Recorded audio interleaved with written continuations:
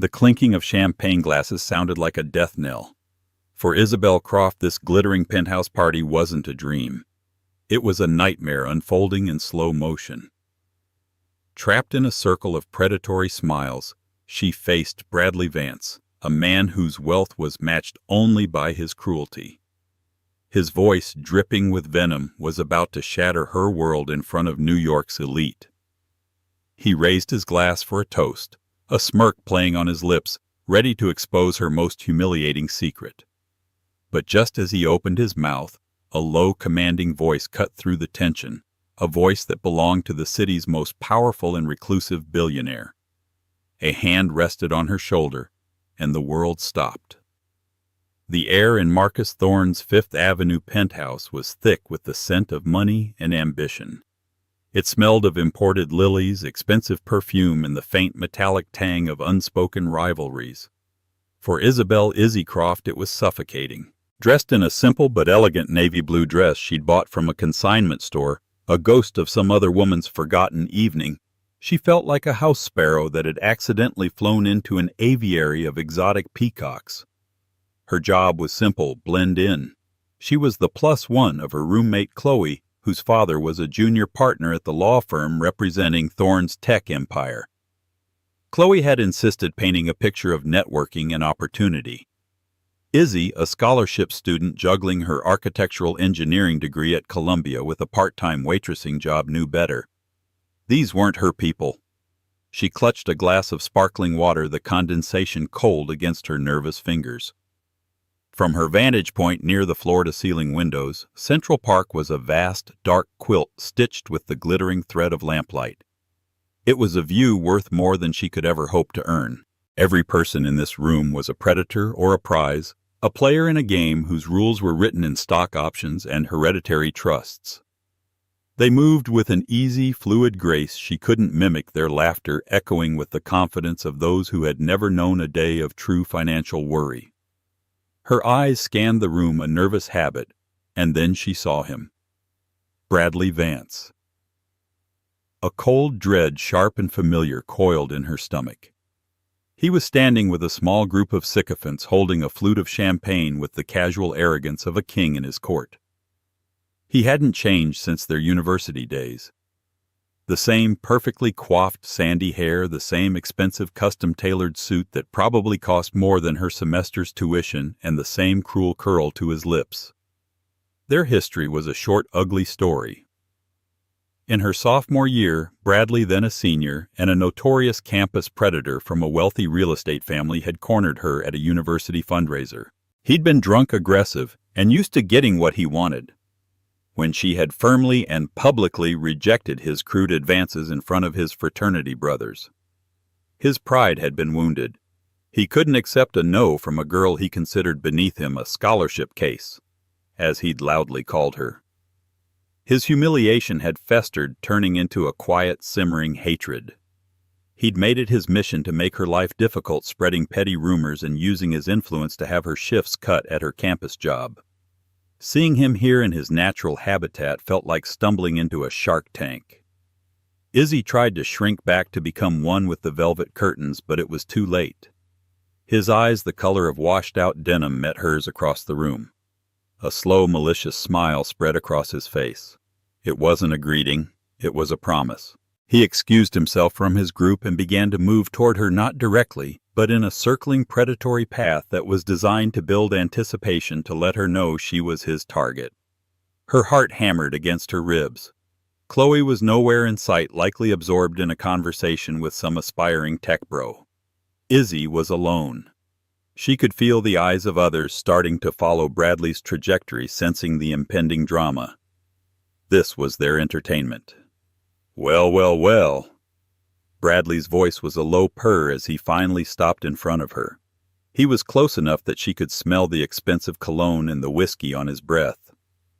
Isabelle Croft, I must say I'm surprised to see you here. I didn't realize Thorne Technologies was handing out pity invitations. Izzy lifted her chin, refusing to let him see her fear. Hello, Bradley. I'm here with a friend. A friend, he repeated, drawing out the word as if it were a foreign concept. He gestured vaguely at her dress. "Let me guess. You're working the event? Taking coats, serving canapés. It would suit you." Each word was a carefully aimed dart designed to remind her of her place, to remind everyone else. A few people nearby had stopped their own conversations, their faces alight with cruel curiosity. "I'm here as a guest," she said, her voice steadier than she felt. "Just like you." Bradley let out a short, humorless laugh. "A guest? Oh, that's rich. Don't play games with me, Isabelle. We both know what you are. You're a charity case who slipped through the cracks. You don't belong here."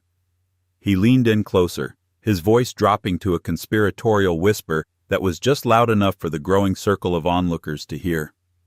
"How much did you have to pay your friend to bring you, or was it a different kind of payment?" The insinuation was vile, and it hung in the air like poison. Izzy felt a hot flush of shame and anger creep up her neck. She wanted to throw her drink in his face to scream at him, but she knew that's what he wanted. He wanted a scene. He wanted to prove that she was trash, that she had no class, no composure. She took a deep breath, steeling herself. "You're mistaken, Bradley, and you're making a fool of yourself." His eyes narrowed. Her defiance seemed to fuel his rage. "Am I? We'll see about that." He turned slightly, raising his voice to address their now rapt audience. "Everyone, a moment of your time, if I may." The general murmur of the party began to quieten. More heads turned their way. Izzy felt 100 pairs of eyes on her, pinning her like a specimen under a microscope. This was it, the public execution of her dignity. "I just wanted to introduce you all to someone." Bradley continued, his arm sweeping out to indicate Izzy. "This is Isabelle Croft, a master of social climbing. You see, some people work their way into rooms like this. Others, well, they find more creative ways. Isabelle here is a true artist of deception." Panic seized her. Her throat was tight, her palms sweating. She looked desperately for an exit, for any escape, but she was hemmed in by a wall of smirking, judgmental faces. She was utterly, completely alone. And in the corner of her eye she saw a tall, silent figure detach himself from the shadows near the balcony. He was dressed in a perfectly tailored black suit, his presence exuding an aura of absolute power that made even Bradley Vance look like a petulant child. He was watching the scene with an unreadable expression, his dark eyes fixed on her. It was Damien Blackwood, the billionaire, the ghost, the man who owned half of this city and was rarely ever seen. And he was walking toward them.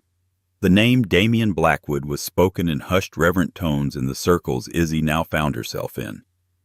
He was a myth, a legend of modern finance.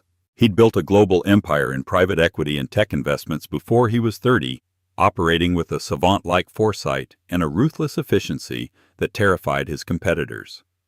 He was notoriously private, a phantom who moved through the world's financial capitals without a digital footprint. There were maybe a dozen authenticated photos of him in existence. To see him here in the flesh was like spotting a snow leopard in Central Park. As he moved, a strange phenomenon occurred. The boisterous energy of the party seemed to warp around him, creating a pocket of silence. People didn't just make way for him. They seemed to recede as if a force field emanated from his very being. His face was all sharp angles and severe lines, handsome in a way that was more intimidating than inviting. His dark hair was cut short, and his eyes, which Izzy could now see were a deep stormy gray, held a chilling stillness. He wasn't watching the spectacle with amusement like the others. He was observing it with the detached intensity of a predator assessing its territory. Izzy's mind raced. Why was he here? Why was he walking toward them? She had never seen him before except for one grainy photo in a Forbes article she'd read for a business ethics class. Bradley, high on his own power trip, seemed to be the only person in the room oblivious to the Titan approaching. His focus was entirely on Izzy, his victim. "You see," Bradley's voice dripped with condescending pity, "Isabelle comes from, let's call it a humble background. Very humble. From a town in Ohio you've never heard of, with a mother who—" "That's enough, Bradley." Izzy's voice was a low, trembling whisper, but it was all she could manage. The thought of him dragging her mother, a kind woman who had worked 2 jobs her entire life to give Izzy a chance, into this cesspool of cruelty was unbearable. "Enough!"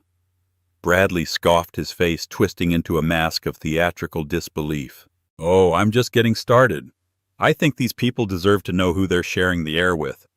This is a woman who got into Columbia on a diversity scholarship who probably lied on her application." "That's a lie!" She shot back, her voice gaining a sharp edge of fury. "Is it?" he challenged, stepping even closer. "I think it's important for people to be authentic, don't you? To not pretend to be something you're not. And you, my dear Isabelle, are pretending. You're wearing a costume, drinking water because you probably can't stomach real champagne, and hoping some rich idiot will be fooled by your little act." He was painting a masterpiece of humiliation, and the onlookers were his canvas. Some looked away, a flicker of discomfort in their eyes, but most watched with unabashed fascination. It was a blood sport, and Izzy was the bait. She felt the tears welling hot and sharp, but she refused to let them fall. She would not give him the satisfaction. She met his gaze, her own eyes blazing with a defiant fire that seemed to surprise him. She was cornered, but she wasn't broken, not yet.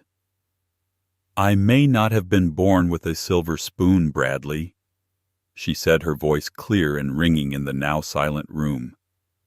"But at least I have a spine. At least I have integrity. Those are things your father's money could never buy you." A collective gasp went through the small crowd. It was a direct hit. Bradley's face for a split second lost its smugness, replaced by a flash of pure, unadulterated rage. His family's new money status was a source of deep insecurity for him, a fact Izzy had forgotten until that moment. He had overplayed his hand, and she had called his bluff. His face turned a blotchy red. The venom in his eyes intensified. He was done playing with her. He was going for the kill. "Integrity." He spat the word like it was poison. "You want to talk about integrity? Let's talk about your father." "Oh, wait." He paused for dramatic effect, a cruel, triumphant smirk returning to his face. "You can't, because he's sitting in a federal prison for embezzlement, isn't he? Ran a Ponzi scheme that bilked retirees out of their life savings. Apple doesn't fall far from the tree, does it? How much of that stolen money paid for your first semester before he got caught?" The air was sucked out of Izzy's lungs. It was her deepest, most painful secret. A wound that had never healed. Her father's crime had destroyed their family, ruined their name, and left her and her mother with nothing but shame and debt. It was the reason she worked so hard, the reason she was so determined to build a life based on honesty and merit. And he had just ripped the wound open and poured salt in it for the entertainment of a room full of strangers. The world dissolved into a blur of spinning lights and leering faces. The whispers started sharp and cutting. A convict's daughter. I knew there was something off about her. How did she even get in here? This was it, the final killing blow. Bradley stood there, chest puffed out, basking in his victory. He had won. He had utterly and completely destroyed her.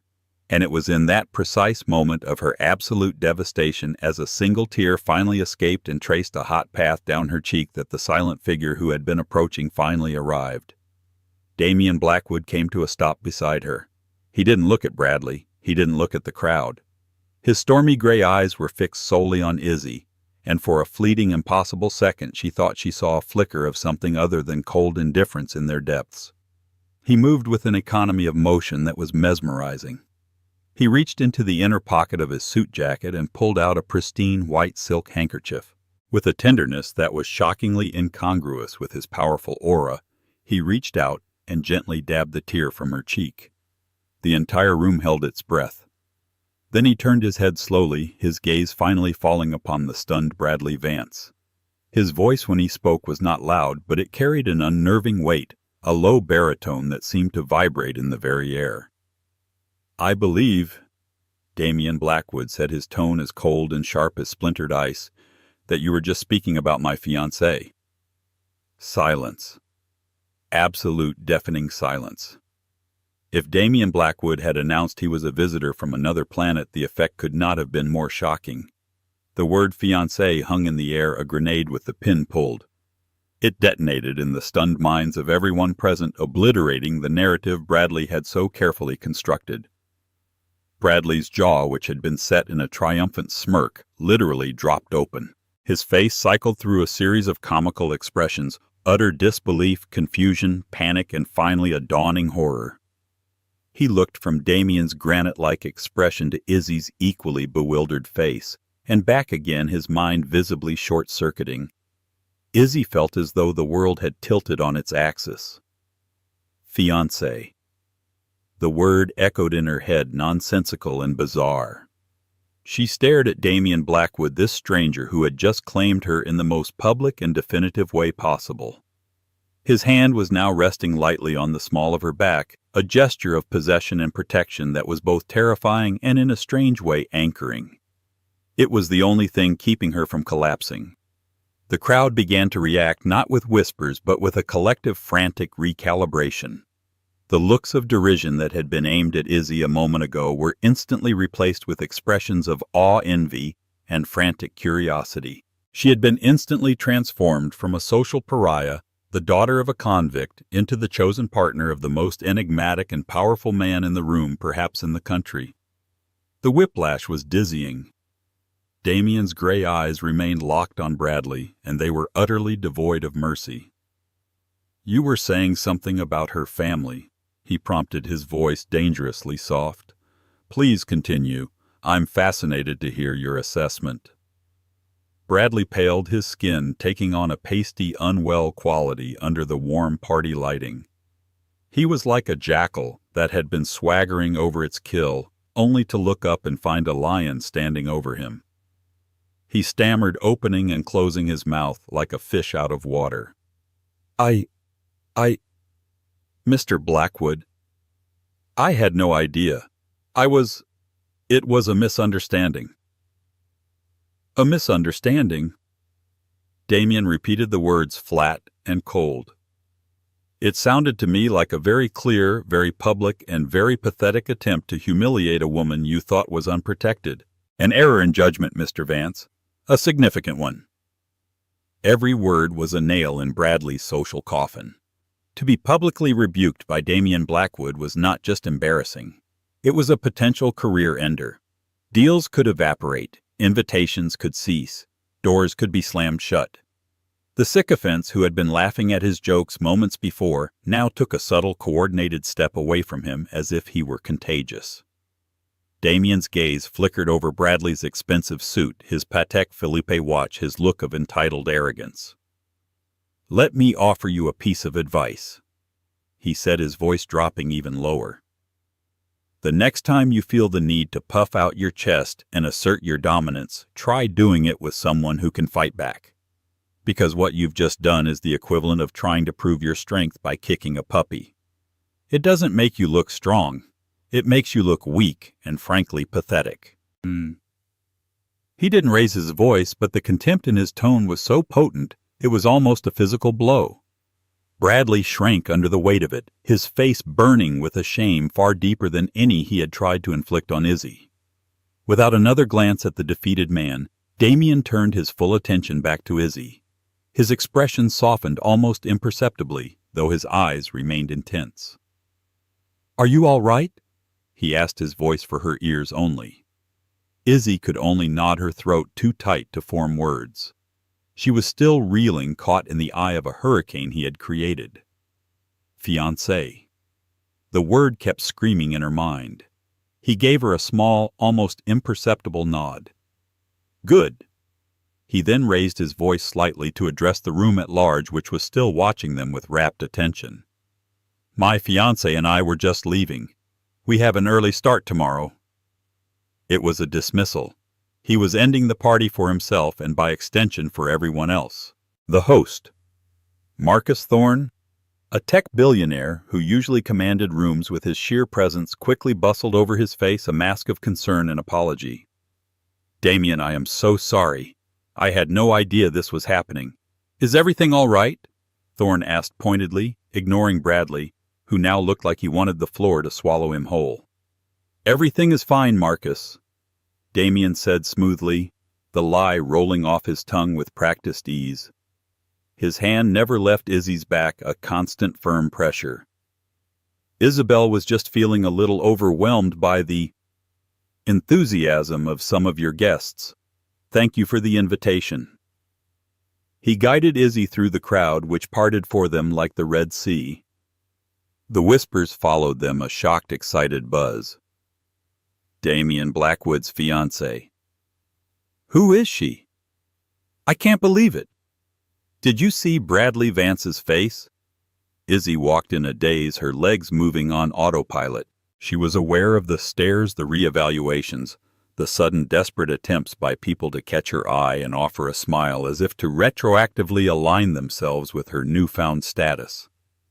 It was sickening. They were the same people who had been ready to watch her be torn apart moments earlier. As they reached the private elevator, Damien pressed the button. The polished brass doors slid open with a soft hiss. He guided her inside, and as the doors began to close, sealing them off from the prying eyes and the cacophony of the party, Izzy finally found her voice. The doors shut with a quiet thud, encasing them in a small, silent, mirrored box. It was just the two of them. She turned to face him, her heart pounding a frantic rhythm against her ribs. The shock was finally wearing off, replaced by a tidal wave of confusion and a healthy dose of fear. What was that?" she managed to ask, her voice trembling. "Why did you do that? Why did you call me your fiancé?" Damien Blackwood looked down at her, his stormy gray eyes unreadable. There was no warmth in them, no hint of a savior's kindness. There was only a cool, calculating intelligence. "Because," he said, his voice calm and level, "it was the most efficient way to solve both of our problems. His, yours, and mine." The elevator descended in unnerving silence. Izzy stared at Damien Blackwood, her mind struggling to process his last statement. Solve both of our problems. What problems could this man possibly have that involved her? The mirrored walls of the elevator reflected them back, a towering, imposing figure in a flawless suit, and a bewildered young woman in a second-hand dress looking like a deer caught in the headlights of a Rolls-Royce. The doors opened into a private subterranean garage, a stark contrast to the opulence of the penthouse. The air was cool and smelled of concrete and expensive leather. A gleaming black Rolls-Royce Cullinan was parked directly in front of them, a chauffeur in a dark suit standing patiently by the rear door. He nodded respectfully at Damien but showed no surprise at the sight of Izzy.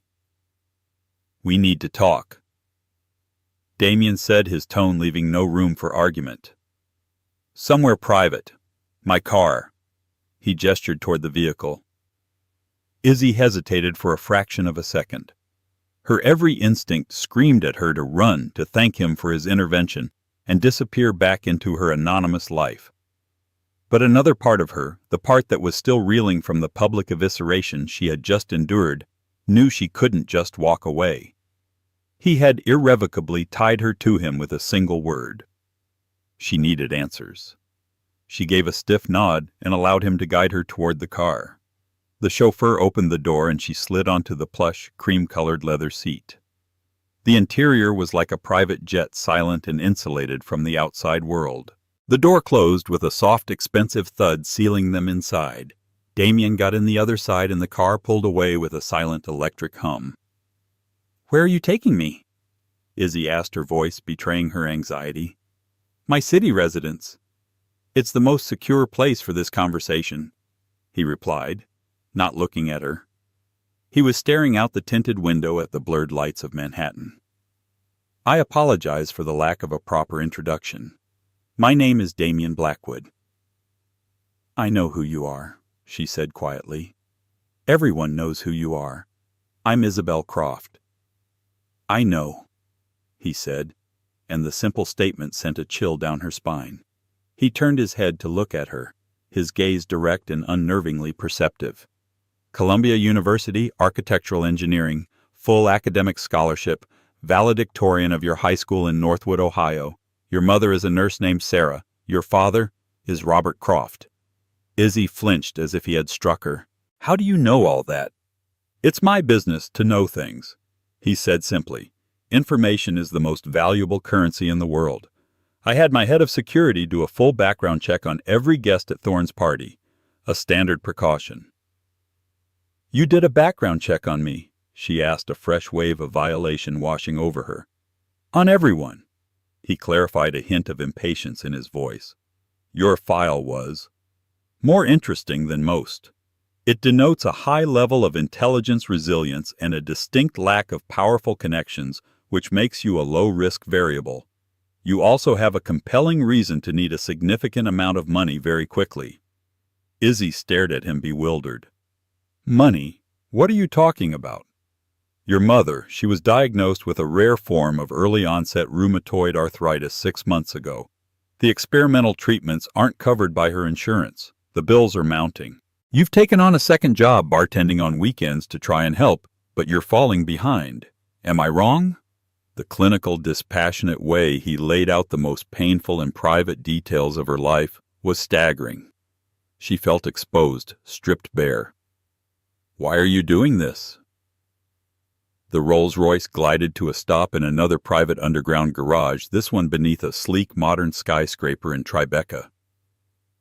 They took another private elevator, this one opening directly into a breathtaking penthouse apartment. It was a study in minimalist luxury dark wood floors, vast expanses of glass, and exquisitely chosen pieces of modern art. It was less a home and more a corporate headquarters for a single human being. Damien walked over to a wet bar and poured 2 glasses of water, handing one to her. Please sit. Izzy perched on the edge of a large gray sofa that probably cost more than her car back home. She watched as Damien stood by the window, a dark silhouette against the glittering cityscape. Tonight at that party, he began turning to face her. You had a problem. Bradley Vance was about to destroy your reputation and subject you to unbearable public humiliation. I also had a problem. I am in the final stages of a $10 billion merger with Tanaka Holdings, a very powerful, very conservative Japanese conglomerate. The chairman, Kenji Tanaka, is an old-fashioned man. He believes stability in one's personal life reflects stability in business. He will only close the deal with a man he perceives to be a family man. He finds my bachelor status unsettling. He paused, letting the information sink in. Izzy's mind was racing, trying to connect the dots. Mr. Tanaka is arriving in New York in 2 days for the final signing, Damien continued. I have been exaggerating the seriousness of my romantic life for the past few months. I told him I was engaged. He has now expressed a deep desire to meet my fiancée. Izzy's eyes widened in dawning comprehension. No, she breathed. You can't be serious. I am perfectly serious, he said, his face impassive. I needed a fiancée, immediately. Someone believable, intelligent, presentable, and with no connections that could complicate the situation. Someone who would not be starstruck and who could handle pressure. And someone with a strong motivation to agree to an unconventional proposal. When I saw Vance cornering you, I saw an opportunity, a convergence of interests. By intervening, I solved your immediate problem and created a potential solution for my own. So you just decided, she asked, incredulous. You decided to announce to a room full of the most influential people in New York that a complete stranger was your fiancé? It was a calculated risk, he admitted. But watching you stand up to Vance, seeing your defiance even when you were cornered, confirmed my initial assessment. You have steel. You wouldn't break. Izzy stood up, pacing the floor. Her head was spinning. This is insane. This is completely and utterly insane. Is it? He countered, his voice calm and logical. Let's be practical, Ms. Croft. I am offering you a business proposition, a contract. For the next 2 months you will play the part of my adoring fiancé. You will attend a handful of dinners and events culminating in the signing of the Tanaka deal. You will be convincing poised, and you will follow my lead at all times." "And in return?" she asked, almost afraid of the answer. "In return," he said, walking over to a sleek mahogany desk, "I will pay you $5 million. Izzy stopped dead. The number seemed to hang in the air, sucking all the oxygen from the room. $5 million. It was an astronomical, life-altering sum of money. It was her mother's medical bills paid in full. It was a future free from the crushing weight of debt. It was freedom. He saw the conflict in her eyes. "In addition," he added, "I will ensure that Bradley Vance and his family's real estate company become entangled in so many regulatory investigations and zoning disputes that he will be too busy to ever bother you or anyone else again. I will erase him as a problem."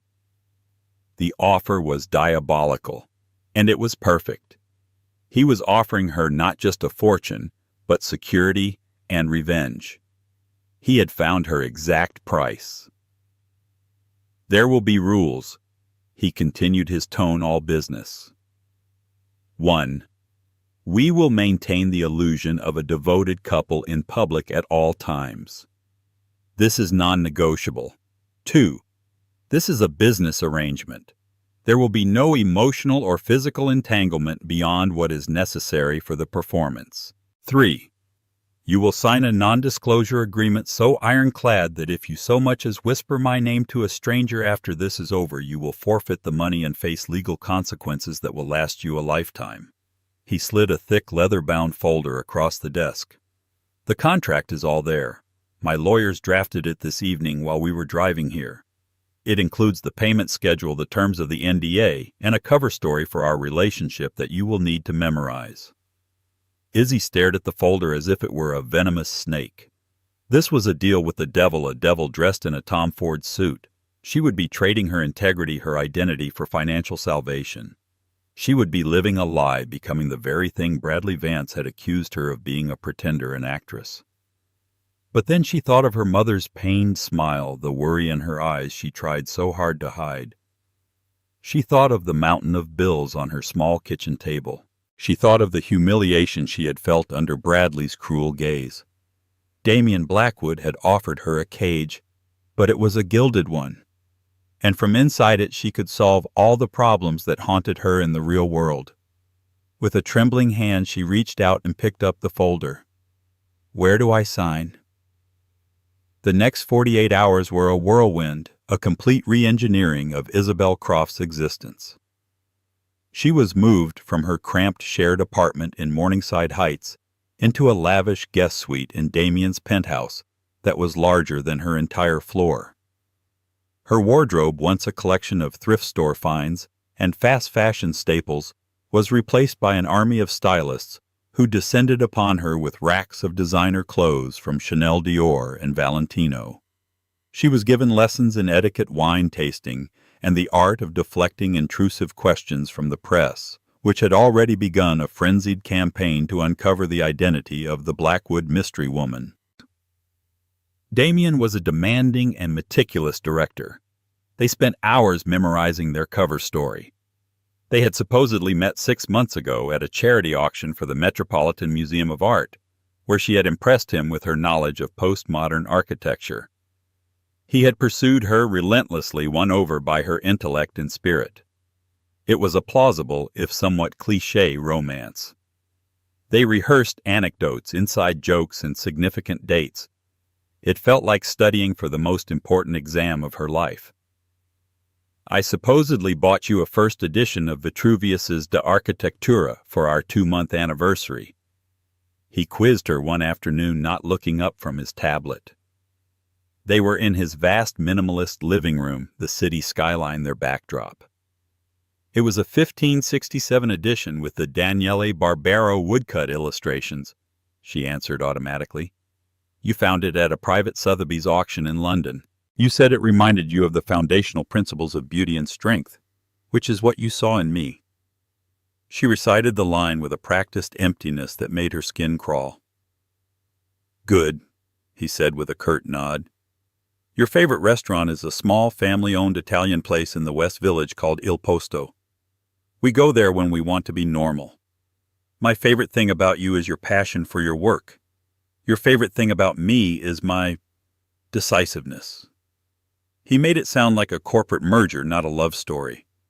Throughout it all, he remained distant professional and infuriatingly unreadable. There were moments, however, when the mask slipped. During a dress fitting for their first public appearance, a gala at the Museum of Modern Art, she emerged in an emerald green silk gown that clung to her curves. For a split second, as his eyes swept over her, his cool composure faltered.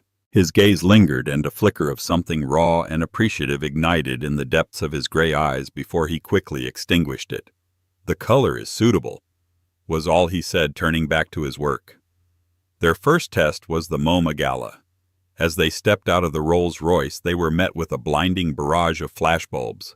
The press swarmed them, shouting questions. Mr. Blackwood, who is she? Isabelle, where did you meet? Is the engagement real? Damien's hand found hers, his fingers lacing through her own. The touch was electric, a jolt of unexpected warmth. Smile.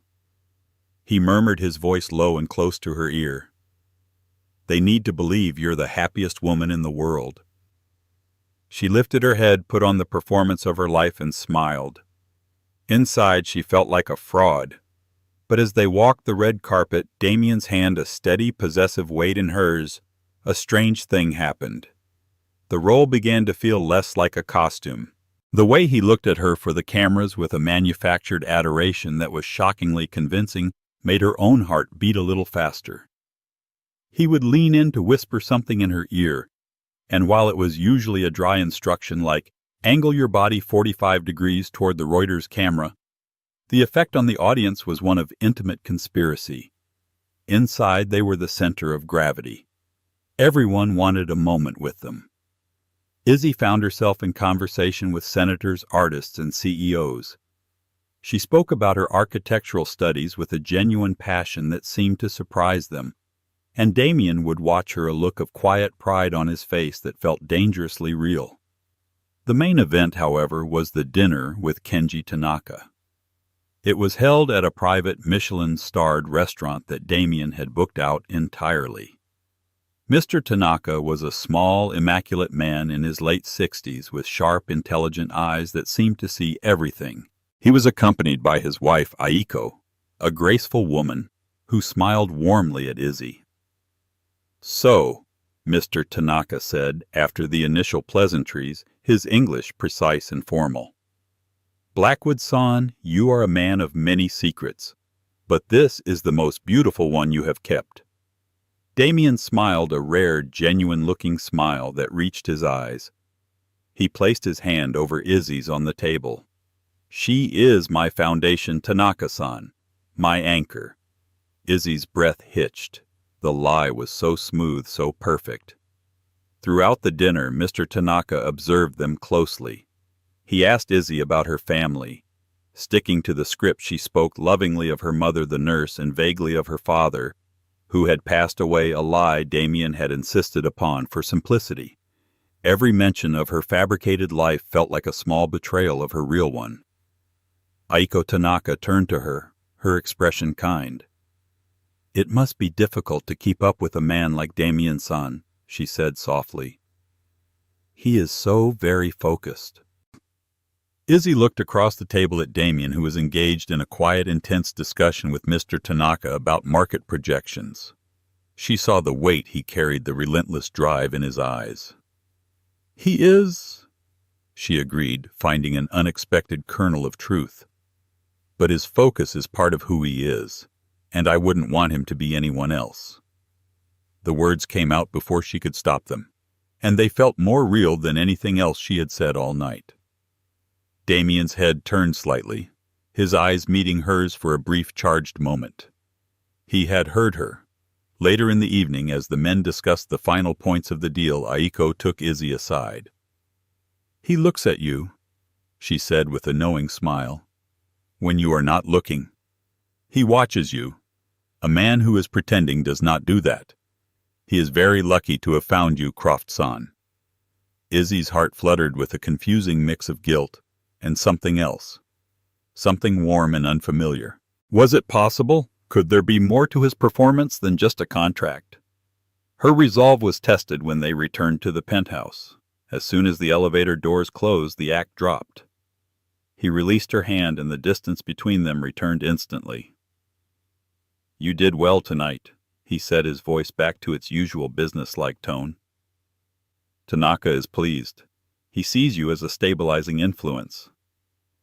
"I'm a good actress, I guess," she replied, a bitter taste in her mouth. "Yes," he said, turning away to loosen his tie. "You are." The praise felt hollow. She hated this. The pretense, the lies, the way she was beginning to wish the act was real. But the biggest challenge was yet to come. Lurking in the shadows of their carefully constructed world was Bradley Vance and his new girlfriend, a sharp-tongued socialite named Veronica Sterling. Bradley had been publicly humiliated, and a man like him would not let that go. He was quiet for now, but Izzy knew he was digging, searching for a crack in the facade. And she knew that if he found one, he would not hesitate to blow their entire world apart. Life as Damien Blackwood's fiancée was a series of meticulously staged moments. There were charity auctions where they smiled for the cameras, private dinners with board members where she played the part of the charming and intelligent partner, and quiet, candid moments, carefully orchestrated for the paparazzi, a stroll through Central Park, a shared coffee at an outdoor cafe. With each passing day, the lines between Izzy the actress and Izzy the person began to blur. She discovered surprising things about Damien in their stolen offstage moments. She learned he had a dry, almost undetectable sense of humor. She found he was a brilliant chess player and would sometimes sit for hours staring at a board, playing out entire games in his head. She learned he had a younger sister who had died of leukemia when he was a teenager, and that the multi-million-dollar pediatric cancer wing he'd anonymously funded at Mount Sinai Hospital was named after her. He never spoke of these things directly, but she pieced them together from conversations she overheard and documents she saw on his desk. The cold, calculating billionaire was a construct, a suit of armor protecting something far more complex underneath. One evening she was in the penthouse's library working on a blueprint for her final university project when he came in. He didn't speak, just watched her for a moment, his expression unreadable. "What is it?" he finally asked, gesturing to the complex schematics. "It's a design for a sustainable mixed-use community center for low-income neighborhoods." She explained her passion for the project, making her forget their strange arrangement. "It uses passive solar design, rainwater harvesting, and modular construction to keep costs down without sacrificing aesthetic quality or function." She expected him to be dismissive, to see it as a naive, idealistic student project. Instead, he leaned over the table, his eyes tracing the lines she had drawn. His questions were sharp and insightful, pointing out potential structural weaknesses and offering suggestions on material sourcing that she hadn't considered. For nearly an hour, they weren't a fake couple. They were two intellects meeting, discussing a shared interest in structure and design. In that moment, the $5 million contract and the lies that bound them seemed to dissolve. There was just the quiet hum of mutual respect. "It's brilliant," he said at last, his voice a low murmur. He was standing so close she could feel the heat radiating from him. His gaze lifted from the blueprints to her face, and the intensity in his eyes made her breath catch. The space between them crackled with an unspoken energy. He leaned in slightly, and for a heart-stopping second she thought he was going to kiss her. Then his phone buzzed, shattering the moment. He straightened up, the professional mask snapping back into place. "It's my head of security," he said, his tone once again cool and distant. "There's a problem." The problem, it turned out, was Bradley Vance. As Izzy had feared, he had not been idle. Humiliated and vengeful, he had hired a ruthless private investigator to dig into every corner of her life. He couldn't attack Damien directly, but he could destroy Damien's new fiancée. "He's found something," Damien said, his back to her as he spoke on the phone. "He's planning to make his move tonight." Tonight was the annual Conservatory Ball, one of the most high-profile events of the New York social season. It was also their final public appearance before the Tanaka deal was signed the following day. It was the perfect stage for Bradley's revenge. "What did he find?" Izzy asked, her stomach twisting into a cold knot. Damien turned to face her, his expression grim. "He found your father, Isabelle. Not just that he's in prison. He found a specific victim of his Ponzi scheme, an elderly woman, a widow who lost everything. Her name is Eleanor Vance." Izzy stared at him, uncomprehending. "Vance. She's Bradley's great-aunt." Damien finished, the pieces clicking into place. "Bradley is going to paint a picture of you as a predator, the daughter of a con man seducing me for my money while your family is responsible for ruining his. It's a powerful, vicious narrative, and he plans to announce it during his toast tonight." The cruelty of it was breathtaking. Bradley wasn't just exposing her father. He was twisting the story to make himself the victim, to make her the villain. "We can't go," Izzy said, panic rising in her voice. "We have to cancel." "No," Damien said, his voice firm as steel. "We do not run. We do not hide. That would be an admission of guilt. It would kill the Tanaka deal and confirm every lie Bradley tells. We are going, and we are going to face him." "How?" she cried, her composure finally cracking. "He's going to destroy me, Damien, and he'll take you down with me." He walked over to her, stopping directly in front of her. He reached out and took her hands, his grip strong and steady. "He is not going to destroy you," he said, his stormy eyes boring into hers. "Because his information is incomplete. My team has been busy as well. Trust me, Isabelle." His use of her name, the sincerity in his voice, the warmth of his hands, it was all she had to cling to. She nodded, putting her faith in the man who had bought her, the man who had created this gilded cage. When they arrived at the ball, the atmosphere was electric with tension. News of the impending drama had clearly leaked. People were whispering behind their hands, casting furtive glances their way. Bradley Vance was holding court near the main stage, a triumphant smirk on his face. Beside him, Veronica Sterling looked like a cat that had cornered a canary. They took their seats at the head table. Izzy felt cold, exposed. The evening dragged on a slow-motion nightmare.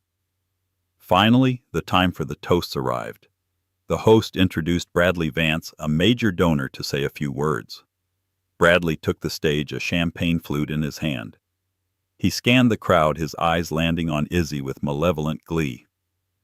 "Good evening, everyone," he began. "Tonight we are here to celebrate beauty, art, and community.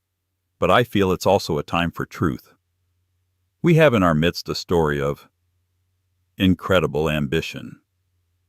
He let the word hang in the air. "We all were so surprised when the great Damien Blackwood announced his engagement.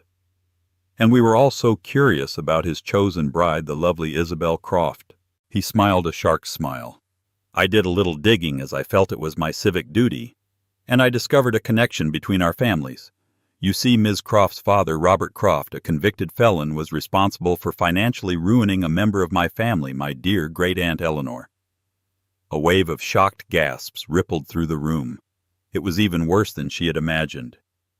"So you see," Bradley concluded, raising his glass, "this isn't a fairy tale. It's a tragedy. Or perhaps a brilliantly executed heist. A toast, then, to Isabelle Croft. The apple doesn't fall far from the tree." He drank, and the room was silent, all eyes on her. It was the moment of her execution. She felt Damien's hand on her thigh under the table, a silent command to stay seated, to stay calm. Then Damien stood up. He didn't look angry. He looked utterly serene. He picked up his own glass. "Thank you, Bradley," he said, his amplified voice cutting through the tension. "Thank you for bringing that up. It's a story Isabelle and I have been wanting to share." Bradley's triumphant accusation hung in the air, but Damien rose with unnerving calm. He confirmed the story of Izzy's father shocking the silent ballroom. But then he masterfully turned the tables. He revealed Izzy's deepest secret. For years, she had been anonymously donating over half her income into a restitution fund, personally paying back the victims of her father's crimes. The very first recipient he announced to the stunned crowd was Bradley's own great-aunt. Damien explained that this quiet act of integrity was how he had truly found her and fallen in love. He painted a portrait not of a con artist, but of the most honorable woman he had ever known. He toasted her as the future Mrs. Blackwood, and the room erupted into thunderous applause. Bradley, utterly defeated and humiliated by the truth, vanished from the stage. The victory was absolute. Mr. All-Through. Tanaka, deeply impressed by Izzy's character and Damien's fierce loyalty, immediately confirmed their $10 billion deal. Later in the quiet of the penthouse, the performance was over. "The contract is complete," Damien said, his back to her. "You are free to go." "Was any of it real?" Izzy whispered, her heart breaking. "What you said tonight." He turned, his carefully constructed armor finally falling away. "The contract was a lie," he admitted, his voice raw with emotion. "But my feelings for you became the truest thing in my life. The terror I felt at the thought of you leaving, that is very real." He closed the distance between them, his gaze intense. "I'm proposing a new contract, a permanent merger, for life." He kissed her, a deep, desperate confession of everything he couldn't say. It wasn't an act, it was a beginning. Through her tears of joy, Izzy found her answer. She would sign. From a moment of planned public disgrace to a lifetime of unexpected love. Isabelle's story is a powerful reminder that our lowest points can often lead to our greatest triumphs. She was targeted for her past, but it was her character, her hidden integrity, that ultimately defined her future. Damien Blackwood may have started with a cold, calculated business proposal, but he ended up making the investment of a lifetime in a partnership built not on lies, but on a truth he discovered along the way. Their journey shows that sometimes the most unbreakable contracts are the ones written on the heart. What do you think? Was Damien right to create such an elaborate lie, even for a good reason? Let us know your thoughts in the comments below. If you were moved by Isabelle's incredible story of resilience and love, please give this video a thumbs up, share it with your friends, and don't forget to subscribe to our channel for more unforgettable real-life stories. Click that notification bell so you never miss an update.